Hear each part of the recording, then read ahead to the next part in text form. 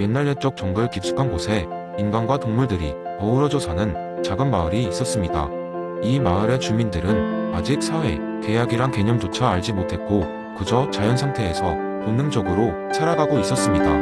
각자의 힘을 과시하며 때때로 무리로 뭉쳐 싸움을 벌이는 것은 다반사였고 서로 간의 경계는 날이 갈수록 높아져 갔습니다. 이 마을 중앙에는 커다란 나무가 있었는데 나무는 마을의 구성원들이 주로 회합과 논의를 위해 모이는 장소였습니다.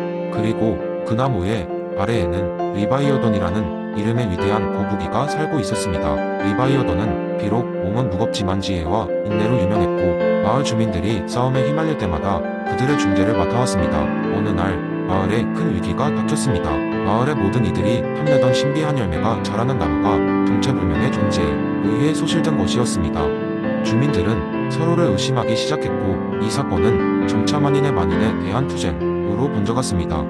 서로의 것을 빼앗으려 하고 신뢰는 땅에 떨어졌으며 마을은 순식간에 혼돈 속으로 빠져들었습니다. 이 혼란을 지켜보던 리바이어던은 비로소 입을 열어 마을 주민들을 불러 모았습니다. 그는 마을 사람들이 본능과 탐욕에 의해 협력 대신 분쟁을 선택하고 있음을 지적하며 혹시의 자연 상태에 대한 이야기와 그에 유사한 상황임을 일깨웠습니다. 그러면서 존재하는 물리적 힘 대신에 그들의 지적 자산을 통해 이 문제를 해결하려는 시도를 제안했습니다. 우리가 가진 지식을 남보다 강하게 쓰려는 마음을 버리고 서로의 이익을 위해 규칙을 정하고 존중한다면 누구도 불필요한 싸움에서 상처받지 않을 것입니다. 리바이어던의 조언을 들은 주민들은 각자 갖고 있던 열린 적대감을 거두고 마을의 발전을 위한 대화를 시작했습니다. 그리고 이 과정에서 각자가 직면한 문제를 하나씩 개선하기 위해 의견을 모았습니다. 점차 마을은 새로운 규칙과 합의로 질서가 잡혔습니다. 서로를 존중하며 공동체의 이익을 우선시했기에 기존의 쟁투는 협력으로 변화되었습니다. 마을이 자연 상태의 갈등을 벗어나 공동체로 나아가는 과정은 쉽지 않았지만 그들이 정한 작은 규칙과 합의를 통해 서로를 보호하며 번영해 나가는 모습을 지켜본 리바이어던은 흐뭇한 미소를 지었습니다. 그는 혹시의 사회계약의 이론을 몸소 실천하며 마을 사람들에게 평화와 협력의 중요성을 깨닫게 해주었습니다. 여전히 우리 사회에도 자연상태 같은 불안감이 들이오곤 합니다. 하지만 이 썰은 서로의 신뢰 속에 규칙을 만들고 협력할 때 비로소 진정한 평화와 안전을 이룰 수 있음을 일깨워줍니다. 때로는 자연상태를 벗어나는 여정이 복잡하고 힘들지만 그런 과정을 통해 공동의 번영과 행복을 찾을 수 있다는 교훈을 전달하고 있습니다. 두 번째 이야기, 옛날 옛적 모든 것이 서로 조화롭게 어우러진 소박한 마을이 있었습니다. 이 마을은 강, 숲, 넓은 초원이 있어 그곳에 사는 사람들에게 모든 자연의 혜택을 제공했습니다. 아무도 자유, 재산이라는 것을 알지 못했고 모든 자원이 자유롭게 공유되었죠. 마을 사람들은 서로를 믿고 아주 자연스럽게 그들의 일상에서 자연 상태에 가까운 삶을 살아갔습니다. 그러던 어느 날 마을 중앙에 웬 기이한 탑이 솟아올랐습니다. 이 탑은 마치 마을의 작은 우물처럼 보였지만 그 안엔 세상에서 가장 신비로운 보물이 숨겨져 있다고 전해졌습니다. 그러나 그 보물은 오직 한 사람만이 가져갈 수 있었고 누구도 그 보물을 두 사람 이상 나눠 가질 수 없었습니다.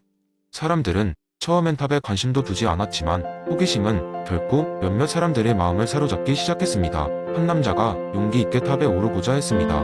그는 보물이 자신에게 주어진다면 마을의 모든 사람에게 그 혜택을 나누겠다고 선언했습니다.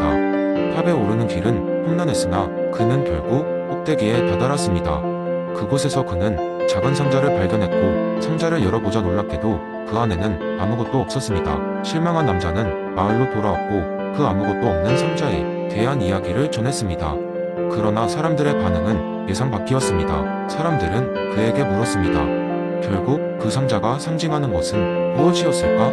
남자는 잠시 생각하다가 그 상자는 아마도 우리가 서로에게 주어야 할 신뢰와 자유, 즉 진정한 자연 상태의 상징이 아니었을까?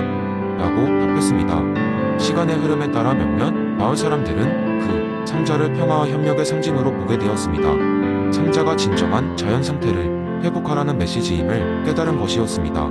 사람들은 이를 계기로 다시금 서로의 신뢰를 확인하고 그들만의 독특한 사회 계약을 만들어갔습니다. 이 사회 계약은 간단했습니다. 힘들 때 서로 도우며 마을 전체의 이익을 위해 개인의 욕심과 권리를 양보하는 것이었죠. 탑은 그대로 남아있었지만 이제 그 보물은 보이지 않았습니다. 사람들은 그 상자 자체가 얼마나 중요한지를 깨닫게 되었고 보물이 보이지 않을 때조차도 그 안에 담긴 깊은 의미를 이해할 수 있었습니다. 자연 상태는 다시금 그들 사이에서 되살아났고 마을은 점점 강해졌습니다. 루소의 이론이 그대로 이어진 마을, 그들은 결국 아무것도 없음 속에서 모든 것을 찾아냈던 것입니다. 현대 사회를 살아가는 우리에게 주는 교훈은 바로 여기에 있습니다. 진정한 가치는 물질적 소유가 아니라 서로의 마음과 신뢰 속에서 발휘된다는 것입니다.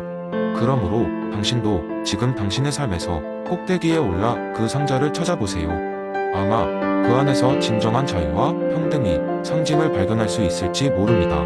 세 번째 이야기, 한 번은 효율적 이타주의를 실천하는 한 사람, 이름하여 효율맨이 있었습니다. 효율맨은 사람들에게 이타적 행동을 전파하는 특별한 임무를 맡고 있었고, 그의 무기는 다름 아닌 데이터와 엑셀 스프레드시트였습니다. 그는 매일 아침 커다란 모니터 여러 대로 둘러싸인 사무실에서 일어나 세상의 데이터를 분석하며 하루를 시작했습니다. 그의 목표는 언제나 명확했습니다. 가장 많은 좋은 일을 하는 것. 효율맨은 하루는 도시의 중심가에 서서 효과적인 기부의 중요성을 전하는 미션을 수행하기로 결심했습니다. 그날 그는 크고 두툼한 파일 하나를 들고 거리로 나섰습니다. 파일에는 수많은 통계 자료와 그래프가 빼곡히 적혀 있었고, 표지에는 이타적 활동 효율성 분석 보고서라는 제목이 붙어 있었습니다. 그는 사람들이 가장 붐비는 시간을 노려 우뚝 서서 이렇게 외쳤습니다. 여러분, 지금 이 순간 여러분이 가진 자원을 가장 효율적으로 사용하여 세상을 바꿀 수 있습니다. 자, 여길 보세요. 그는 곧이어 차트를 하나 열심히 흔들었습니다. 보요, 이 빨간 막대가 보이시나요? 이것은 여러분이 커피 한 잔을 덜 마심으로써 구할 수 있는 생명수입니다. 놀랍지 않습니까? 사람들은 호기심 반응은 바느로그의 말을 듣기 시작했습니다. 효율맨은 이어서 열정적으로 설명했습니다. 이 파란 막대는 무엇이냐? 여러분의 시간과 돈을 효율적으로 사용했을 때 더 많은 사람에게 웃음을 줄 수 있다는 것입니다. 제가 분석한 바에 따르면 작은 변화가 큰 긍정적 여파를 만듭니다. 그의 말을 듣고 있던 사람들 중 한 명이 물었습니다. 그렇다면 우리는 무엇을 해야 하나요? 다들 이미 바쁘게 살고 있는데 어떤 걸 어떻게 바꾸란 말인가요? 효율맨은 빙긋 웃으며 대답했습니다. 그렇죠. 우리가 해야 할 일은 거창하지 않습니다. 예를 들면 고양이 영상 보는 시간을 줄여 그 시간에 무료 교육 앱을 통해 지식을 나누는 거죠.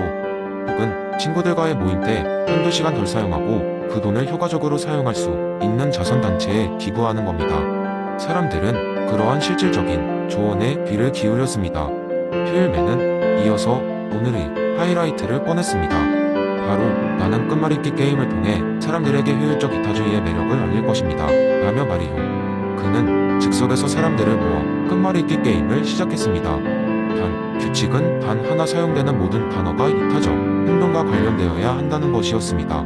첫 시작으로는 희망이란 단어가 사용되었습니다. 참여자들은 창의력을 발휘해봤고 나무 심기, 나기부천사, 사과 바구니 등의 단어를 이어갔습니다. 각 단어는 단순한 글자가 아니었습니다. 사람들의 마음속에 이타적인 행동의 중요성을 조금씩 심어주는 씨앗이었던 것이죠. 게임이 끝날 무렵 효율맨은 마지막 미소를 지으며 말했습니다. 여러분, 이렇듯 소소한 놀이조차도 우리가 세상을 바꿀 수 있는 기회가 될 수 있습니다. 오늘 집에 돌아가셔서 작은 선택을 고민해보세요. 여러분의 작은 변화가 더 큰 선의를 만들 수 있습니다. 그날 효율맨은 많은 사람들에게 효율적 이타주의 메시지를 전할 수 있었습니다. 그는 이타적 행동을 강권하기보다는 사람들이 자기의 능력 범위 내에서 최선을 다할 수 있도록 영감을 주는데 성공했습니다. 그리고 그렇게 세상은 효율맨 덕분에 조금 더 밝고 희망 찬 곳으로 변해가고 있었습니다.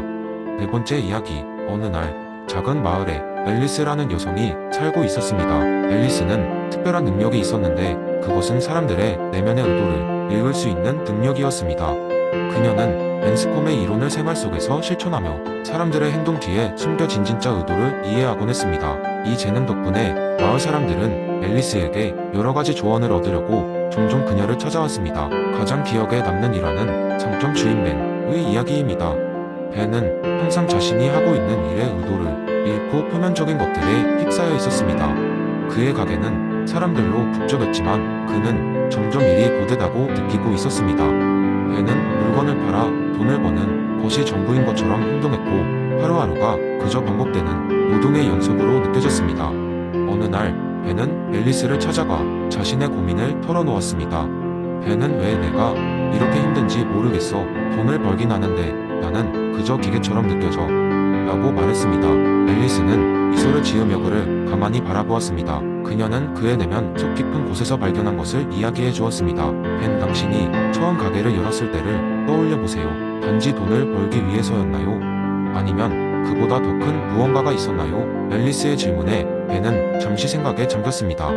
그러고는 어렴풋이 마을 사람들과 함께 웃고 대화하며 나누었던 따뜻한 순간들이 떠올랐습니다. 그는 단순히 상품을 판매하는 것이 아니라 마을 사람들과의 관계를 통해 더 큰 의미를 찾고 싶어 했던 것이었습니다. 벤은 다시 앨리스에게 고개를 들어 말했습니다. 나는 사람들이 와서 물건을 사가는 그 순간보다 그들과 나누는 이야기가 좋았어. 그게 나에겐 더 중요해. 앨리스는 환하게 웃으며 고개를 끄덕였습니다. 그렇다면 그것이 당신의 의도가 아닐까요? 사람들과의 관계, 그들과의 소통, 그리고 그 안에서 당신의 존재감을 느끼는 것. 그날 이후 벤은 자신의 가게를 단지 물건을 파는 장소가 아니라 사람들이 서로 이야기를 나누고 교감할 수 있는 공간으로 만들기 시작했습니다. 그는 고객들에게 물건을 판매하는 것을 뛰어넘어 그들과 진정한 이야기를 나누는 시간을 가졌습니다. 그 변화 덕분에 벤은 매일매일 그의 가게가 다양한 삶의 이야기로 가득 차는 것을 보면서 행복을 느꼈습니다. 이처럼 앤스코미일도에 관한 이론을 통해 앨리스는 벤의 삶의 방식을 바꿨고 그와 함께 마을 전체에 더 따뜻하고 진솔한 분위기를 만들었습니다. 각자 다른 삶을 살고 있는 마을 사람들은 앨리스와 벤의 이야기를 통해 자신의 행동 뒤에 숨겨진 진정한 의도를 다시금 생각해보게 되었습니다. 그리고 그들은 매일의 행동이 단순한 목표 달성에서 그치지 않고 더 깊은 의미와 연결될 수 있다는 것을 깨달았습니다.